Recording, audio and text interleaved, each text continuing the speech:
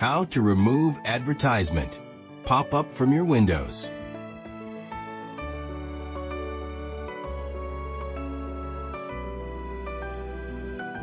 Open your Google Chrome.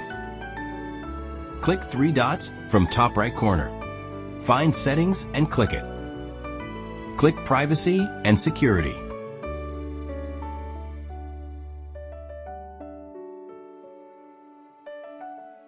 Find Site Settings and click it.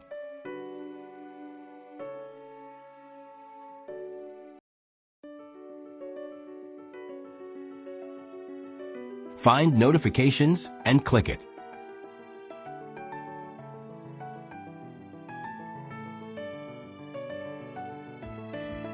Remove unwanted applications.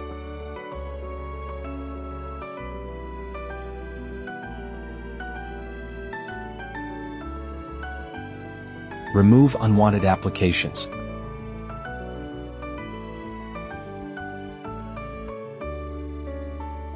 We are done. No more pop-up anymore.